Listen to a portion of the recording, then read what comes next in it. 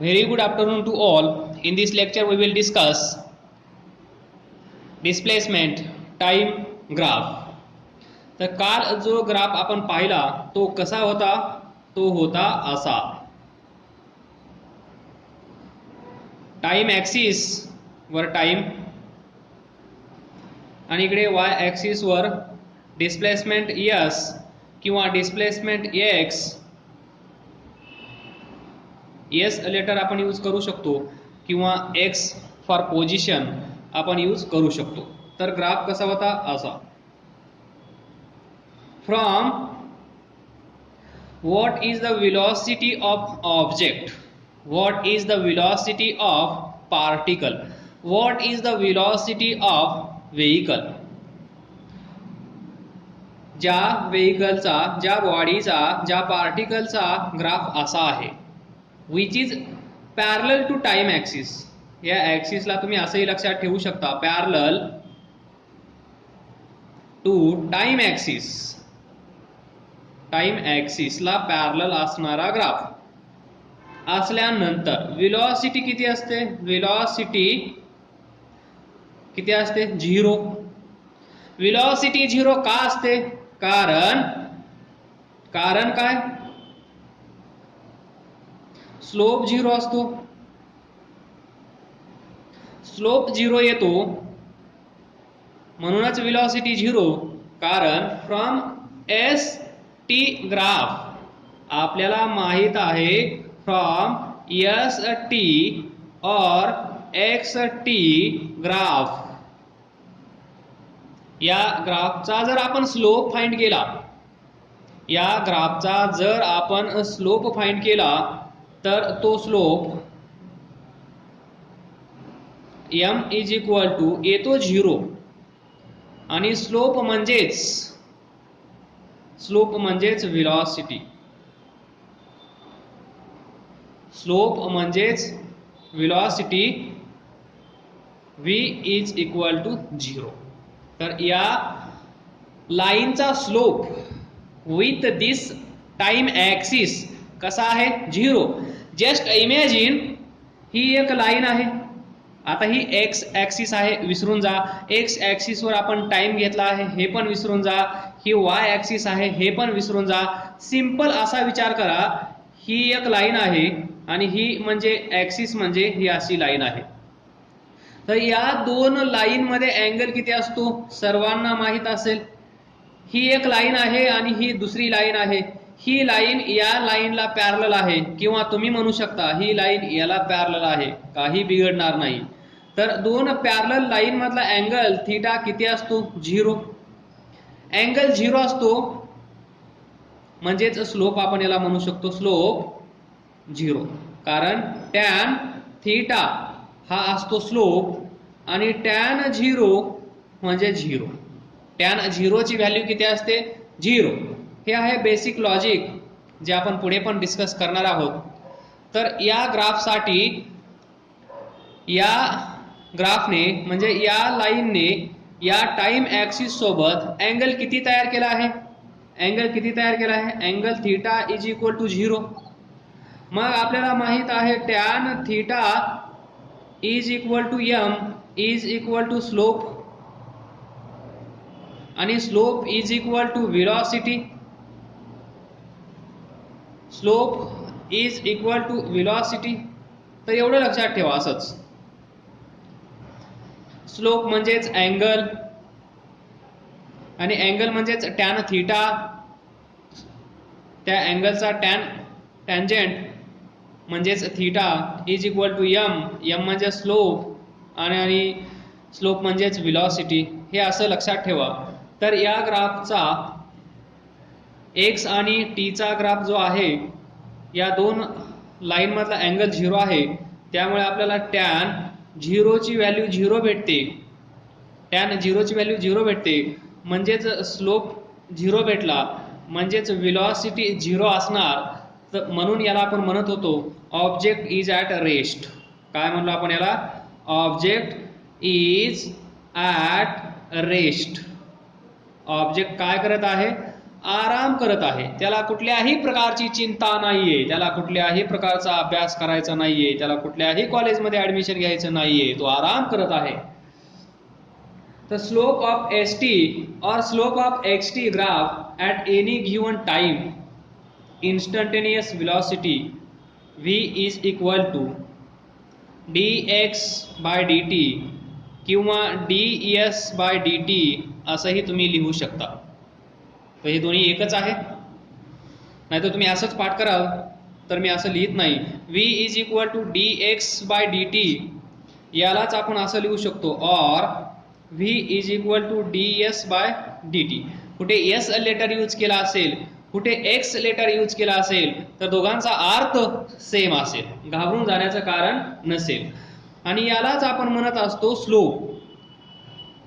ही value कोणती आहे हेच आपण पुढे जाऊन असं लिहित असतो, फॉर इन्स्टंटेनियस व्हेलॉसिटी. काय लिहित असतो आपण, limit delta T tends to 0, म्हणजे डेल्टा टी ची व्हॅल्यू 0 ला जात असेल तर इथे आपण लिहितो delta S divided by delta T. हे म्हणजेच हे. तर डेल्टा एस आणि delta T v is equal to s2 minus s1. Delta s म्हणजे difference, final minus initial, divided by t2 minus t1. आणि यालाच मॅथमॅटिक्स मध्ये आपण स्लोप असा फाइंड करत असतो, y2 minus y1 divided by x2 minus x1 which is equal to slope. म्हणजेच in short तुम्ही म्हणू शकता v is equal to ds by dt is equal to slope of st graph.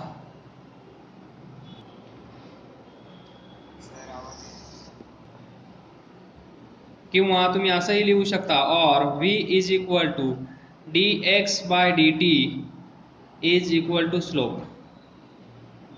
पण हा slope कुणाचा आहे हे लक्षात ठेवायला विसरू नका. म्हणजे हे लक्षात ठेवाच, हा ग्राफ x वर्सेस t आहे किंवा s वर्सेस t. कुठे x यूज केलेला असेल, कुठे x आणि s, त्याला पण आपण याला डिस्प्लेसमेंट साठी s आपण यूज करतो आणि याच्यासाठी आपण पोझिशन, x म्हणल्यानंतर पोझिशन किंवा डिस्टन्स आणि s म्हणल्यानंतर डिस्प्लेसमेंट. तर थोडंसं दोघांचा अर्थ एकच आहे. तर तुम्हाला कळलं असेल, या ग्राफचा स्लोप फाइंड केला आपण, xt ग्राफचा स्लोप फाइंड केला तर आपल्याला काय भेटत आहे, आपल्याला व्हेलॉसिटी. तर लक्षात ठेवा, slope of xt graph is velocity. त्यानंतर पुढे आता दुसरा ग्राफ घेऊया. आता जास्त डिस्कस करण्याची गरज नाहीये. तर हा असा एक ग्राफ आहे, याच्यावर आपण s लिहूया.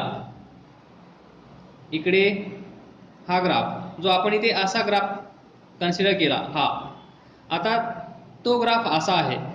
म्हणजे या लाईनने, म्हणजेच या ग्राफने इथे टाइम ऍक्सिस t सोबत अँगल तयार केला आहे थीटा. तर इथे पहा, जस्ट इमॅजिन ग्राफ कोणता आहे ते अगोदर लक्षात ठेवावं लागतं. st ग्राफ आहे किंवा xt ग्राफ आहे. st ग्राफ आहे, s म्हणजेच x. कुठे x दिसेल तुम्हाला घाबरून जाण्याचं कारण नाही, कुठे s दिसेल तरी घाबरून जाण्याचं कारण नाही. तर from this st graph displacement time graph. तर पहा हा ग्राफ असा आहे. तर या ग्राफमध्ये, या ग्राफचा आपण खूप सारं डिस्कशन करूया.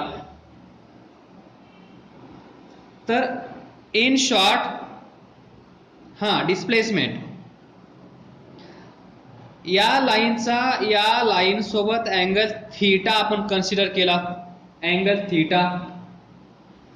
आणि हा थीटा म्हणजेच काय असतो, टॅन थीटा. टॅन थीटा म्हणजेच काय असतो, स्लोप. आणि स्लोप आपण m ने दाखवतो, त्यालाच तुम्ही असं लिहू शकता, y2 minus y1 divided by x2 minus x1. जर तुम्हाला हा थीटा माहित असेल, तर तुम्ही ही साईड वापरा. जर तुम्हाला या लाईनवरचे कुठलेही दोन पॉइंट्स, इथे एक पॉइंट घ्या, इथे एक पॉइंट घ्या, या दोन पॉइंटचे कोऑर्डिनेट तुम्हाला माहित असतील, या पॉइंटचे x1 y1, या पॉइंटचे x2 y2, मग तुम्ही असे दोन पॉइंट्स कन्सिडर करा आणि या दोन पॉइंटचा यूज करून तुम्ही y2 minus y1 divided by x2 minus x1, simple mathematics आहे आणि हे म्हणजेच स्लोप. मग तुम्हाला अँगल माहित असेल तरी तुम्ही स्लोप फाइंड करू शकता, म्हणजे तुम्हाला व्हेलॉसिटी माहित होईल. जर तुम्हाला या लाईनवरचे दोन पॉइंट्स माहित असतील तरीही तुम्ही स्लोप फाइंड करू शकता आणि स्लोप फाइंड केल्यानंतर तुम्हाला भेटेल व्हेलॉसिटी ऑफ दॅट ऑब्जेक्ट. तर आपण आता या ग्राफला थोडंसं इन डिटेल्स डिस्कस करूया. हे झालं इन शॉर्ट फॉर्म्युले. तर लक्षात ठेवा, थीटा इथे पहा, या लाईनवर कुठेही पहा,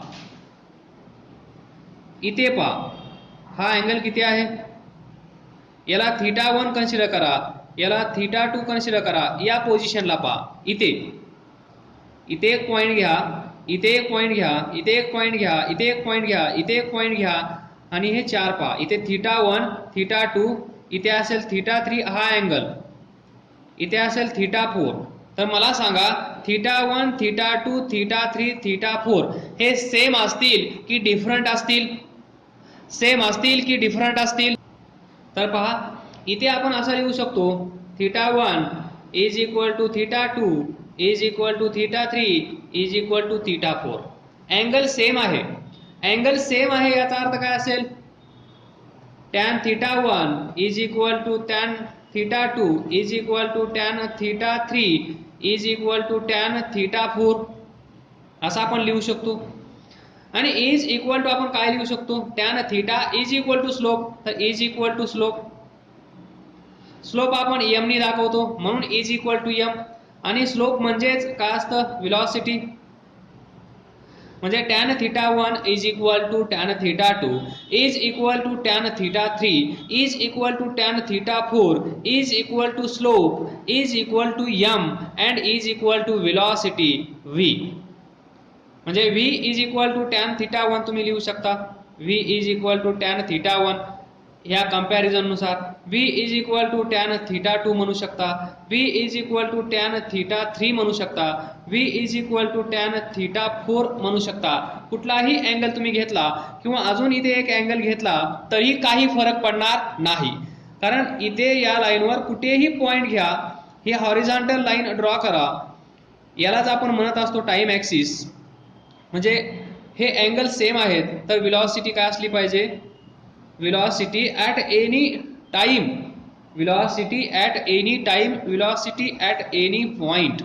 इथे पहा, इथे पहा, इथे पहा किंवा अजून दुसरा कुठला पॉइंट कन्सिडर करा, काहीही फरक पडणार नाही. So velocity is same. Velocity कशी आहे? सेम आहे, ती चेंज होत नाही, म्हणजेच कॉन्स्टंट आहे. तर लक्षात ठेवा, असा ग्राफ तुमच्या समोर आला, इथे x असेल किंवा s असेल, इथे टाइम t असेल, तर याचं नाव असतं एक्स टी ग्राफ. आणि एक्स टी ग्राफ जर असा असेल तर याचा अर्थ काय असतो? याचा अर्थ असतो velocity is constant, velocity is same. Velocity कशी आहे? सेम आहे. त्यालाच आपण म्हणू शकतो युनिफॉर्म व्हेलॉसिटी. काय म्हणू शकतो? Uniform velocity. व्हेलॉसिटी चेंज होत नाही, म्हणजेच सेम आहे. आणि चेंज होत नसेल तर आपण काय म्हणत असतो? कॉन्स्टंट. आलं लक्षात? म्हणजेच तुमच्या लक्षात आलं पाहिजे. तर आता पहा, वाय ॲक्सिस, एक्स ॲक्सिस.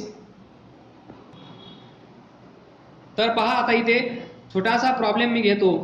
ही लाईन आहे, तर आता इथे 1, इथे 2, इथे 3, इथे 4, इथे घेऊया आपण 2, इथे घेऊया आपण 4, इथे घेऊया आपण 6. तर पहा,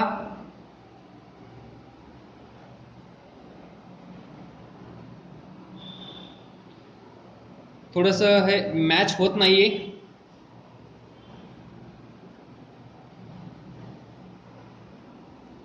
अगोदर असं ड्रॉ करतो, मग व्यवस्थित येईल.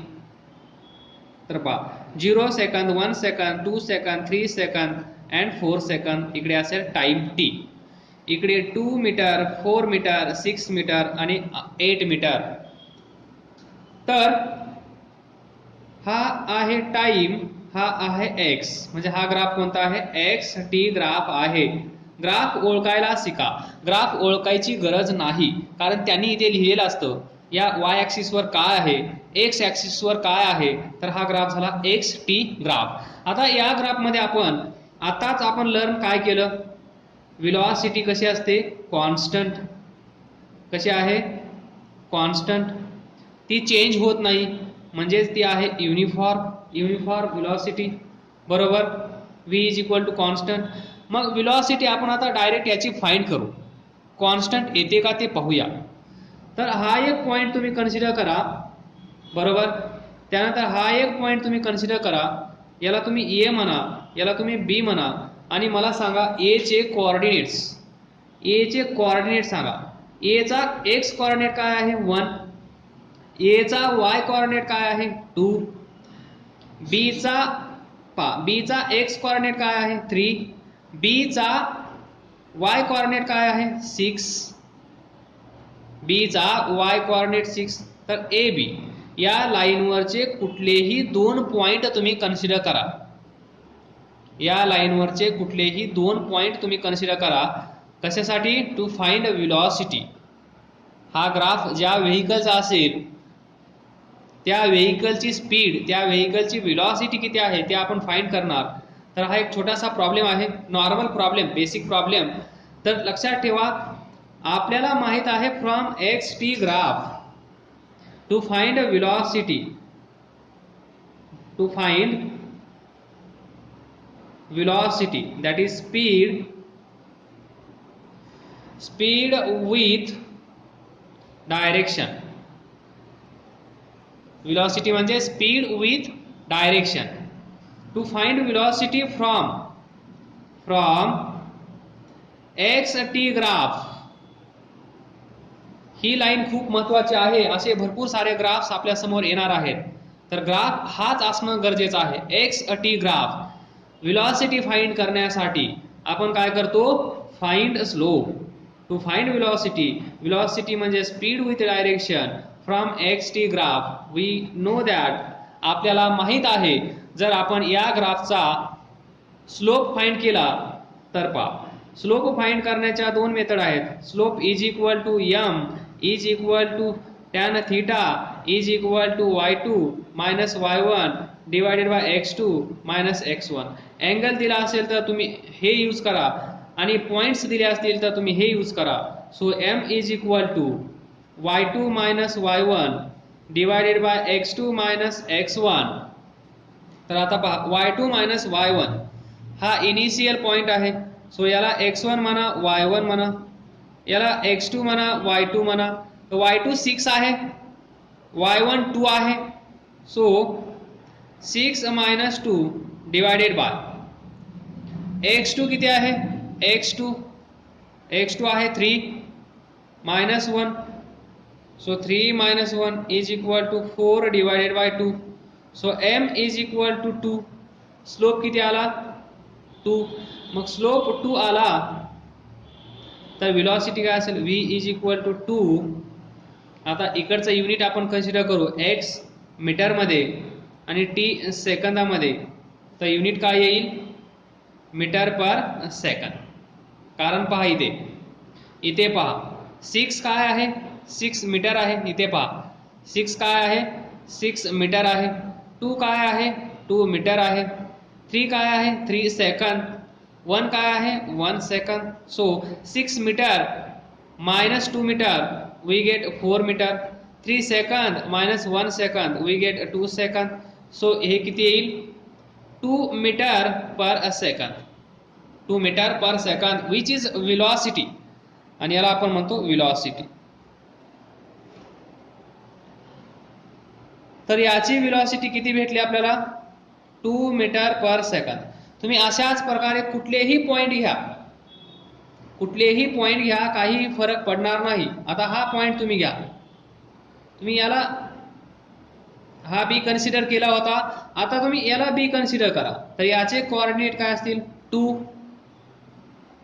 काय असतील? 2, 4 बरोबर. त्यानंतर आता या दोन पॉइंटला स्लोप, या दोन पॉइंटचा यूज करून स्लोप फाइंड करण्याचा प्रयत्न करा. m is equal to y2 हा असेल आता x2 y2. तर पहा 4 minus 2 divided by 2 minus 1 2 minus 1 4 minus 2 2 2 minus 1 1. Answer किती आलं? 2, which is again same 2 metre per second. तर या लाईनवरचे कुठलेही दोन पॉइंट तुम्ही सिलेक्ट करा, त्या दोन पॉइंटचा यूज करून या मेथडने स्लोप फाइंड करा, तर तुम्हाला स्लोप सेम येईल, प्रत्येक वेळेस सेम येईल. याचाच अर्थ काय? व्हेलॉसिटी कॉन्स्टंट आहे, which is same. Velocity same आहे, व्हेलॉसिटी चेंज होत नाहीये. व्हेलॉसिटी चेंज होत नसेल त्याला आपण काय म्हणतो? व्हेलॉसिटी जर चेंज होत नसेल तर त्याला आपण काय म्हणतो? कॉन्स्टंट आहे किंवा युनिफॉर्म व्हेलॉसिटी आहे असंही म्हणू शकतो आपण. Uniform velocity. तर तुमच्या लक्षात आला असेल, असा ग्राफ असल्यानंतर व्हेलॉसिटी काय असते? कॉन्स्टंट. इथे तेवढीच, इथे तेवढीच, तिथे तेवढीच, म्हणजेच constant uniform velocity which is 2 metre per second. आणि 2 मीटर पर सेकंदचा अर्थ काय असतो? 2 मीटर इन 1 सेकंद. म्हणजे एका सेकंदामध्ये ती व्हेकल किंवा एका सेकंदामध्ये ती बॉडी किंवा एका सेकंदामध्ये तो पार्टिकल 2 मीटर डिस्टन्स ट्रॅव्हल करत असेल. म्हणजे तो इथून निघाला, इथे गेला, हे डिस्टन्स जर 2 मीटर असेल आणि त्याला टाइम 1 सेकंद लागला असेल, तर याला आपण म्हणत असतो 2 metre per second. 2 metre per second. आणि ह्यालाच आपण म्हणत असतो व्हेलॉसिटी. एका सेकंदामध्ये किती डिस्टन्स ट्रॅव्हल केलं, एका सेकंदामध्ये किती डिस्टन्स ट्रॅव्हल केलं, त्याला आपण म्हणत असतो व्हेलॉसिटी, त्याला आपण म्हणत असतो speed. So 2 metre per second, एका सेकंदामध्ये 2 मीटर. आणि हे इथे कॉन्स्टंट आहे, कॉन्स्टंट आहे. म्हणजे प्रत्येक एका सेकंदामध्ये again and again 2 metre per second, 2 मीटरच डिस्टन्स ट्रॅव्हल केलं जात आहे. तर इमॅजिन करण्याचा प्रयत्न करा, तो पार्टिकल इथे असेल, पार्टिकल इथे आला, किती वेळ लागला? 1 सेकंद. तो पार्टिकल इथे आला, किती वेळ लागला? 1 सेकंद. तो पार्टिकल इथे आला, किती वेळ लागला? 1 सेकंद. तो पार्टिकल इथून इथे गेला, किती वेळ लागला? 1 सेकंद. 1 second, 1 second. हे डिस्टन्स पहा 2 मीटर असेल, हे डिस्टन्स पहा 2 मीटर असेल, हे डिस्टन्स पहा 2 मीटर असेल, हे डिस्टन्स पहा 2 मीटर असेल. एका सेकंदामध्ये इथे पण 2 मीटर, परत पुढच्या एका सेकंदामध्ये परत 2 मीटर, परत पुढच्या एका सेकंदामध्ये 2 मीटर, परत पुढच्या एका सेकंदामध्ये 2 मीटर, म्हणजेच 2 मीटर पर सेकंद. आता एका सेकंदामध्ये आपली जी व्हेकल असते नॉर्मली, ती प्रत्येक सेकंदामध्ये सेम डिस्टन्स कधीच ट्रॅव्हल करत नाही, कारण तिचा स्पीड कमी जास्त दे धक्का असा असतो म्हणून. पण इथे दे धक्का नाहीये, इथे कॉन्स्टंट आहे, प्रत्येक सेकंदाला सेम डिस्टन्स ट्रॅव्हल केलं जात आहे. तेव्हाच आपण म्हणत असतो युनिफॉर्म व्हेलॉसिटी. युनिफॉर्म व्हेलॉसिटी किंवा कॉन्स्टंट व्हेलॉसिटी. कॉन्स्टंट व्हेलॉसिटी म्हणजेच हा अँगल चेंज होणार नाही, हा अँगल चेंज होणार नाही. अँगलच्या लँग्वेज मध्ये बोलायचं झालं तर हा थीटा चेंज होणार नाही. त्यानंतर आपण दुसरा ग्राफ घेऊया.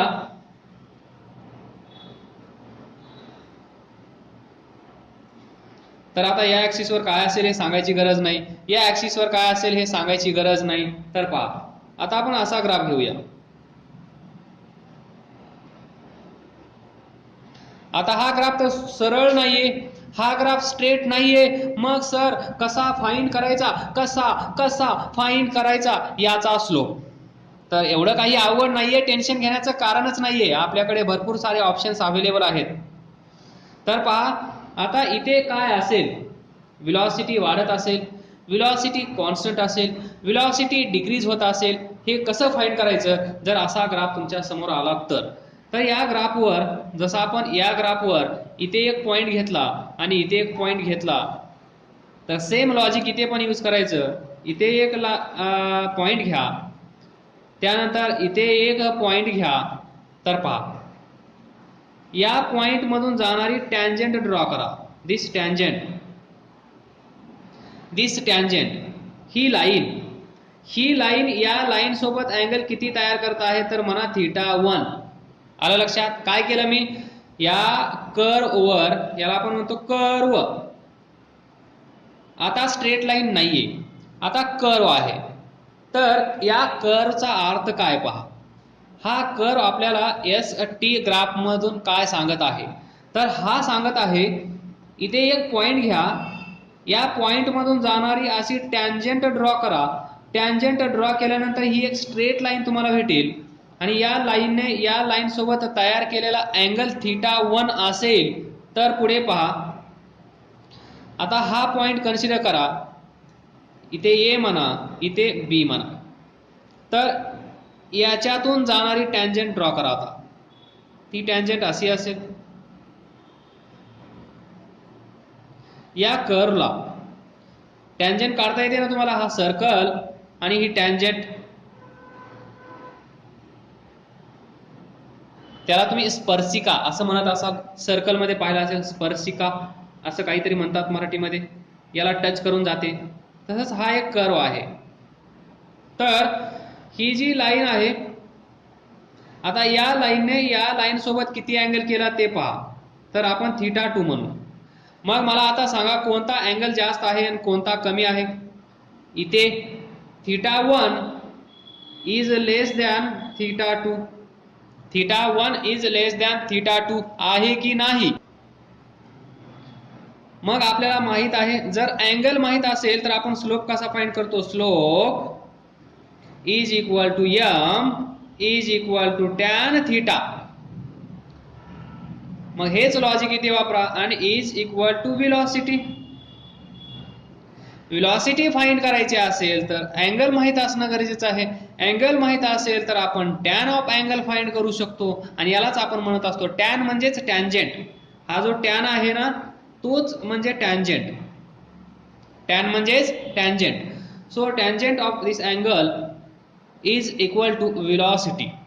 तर आता पहा, यालाच मी असं लिहू शकतो, θ1 ला tan θ1 is less than tan θ2. मग टॅन θ इज इक्वल टू काय आहे, स्लोप. तर याला म्हणा तुम्ही m1 पहिला स्लोप. हा आहे लेस दॅन टॅन θ2 म्हणजेच m2. या लाईनचा स्लोप m1, या लाईनचा स्लोप m2. तर इथे पहा, m1, m म्हणजे काय, व्हेलॉसिटी. मग याला लिहू शकतो मी v1, पहिल्या लाईनचा स्लोप म्हणजे पहिल्या लाईनची व्हेलॉसिटी कशी असेल, लेस दॅन v2. एकदम आरामात, काहीही अशी गडबड करण्याची गरज आपल्याला नाहीये. फक्त मी काय केलं, इथे लक्षात ठेवा, नंतर मी रिवाइज करेल. दोन अँगल आपल्याला माहित आहेत. कोणता अँगल छोटा, कोणता अँगल मोठा हे सांगणं काही कठीण नाहीये.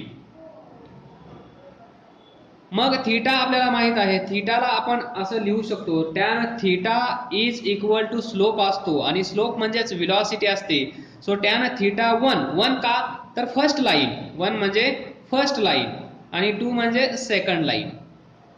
तर पहिल्या लाईनचा स्लोप m1, दुसऱ्या लाईनचा स्लोप m2 आणि या दोन लाईनचा विचार केल्यानंतर आपल्या लक्षात येत आहे m1 is less than m2.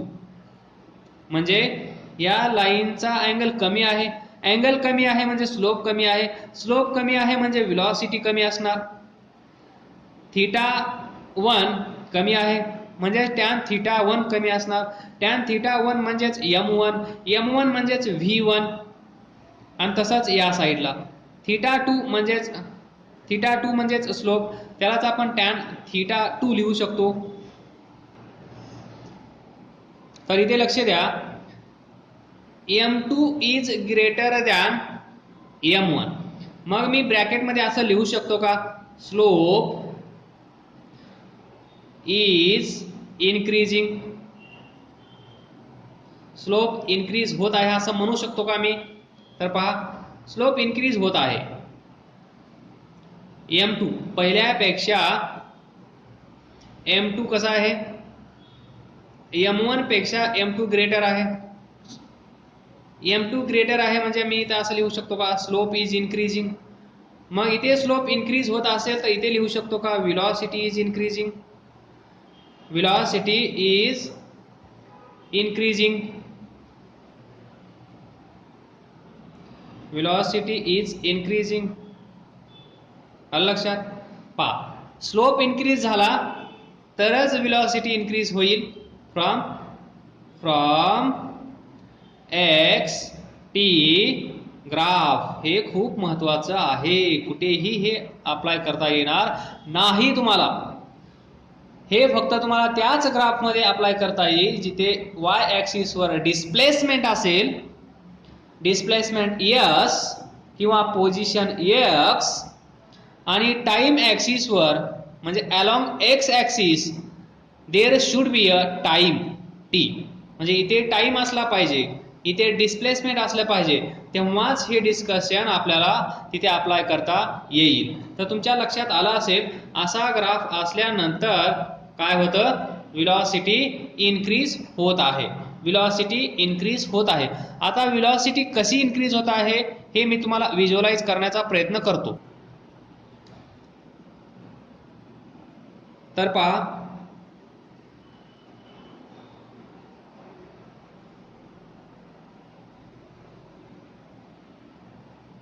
तुम्ही इथे टँजंट ड्रॉ करू शकता, बरोबर.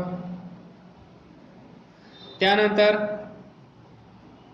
तुम्ही इथे टँजंट ड्रॉ करू शकता, बरोबर. त्यानंतर तुम्ही इथे टँजंट ड्रॉ करू शकता, बरोबर. तर या पहिल्या लाईनला 1 म्हणा, या दुसऱ्या लाईनला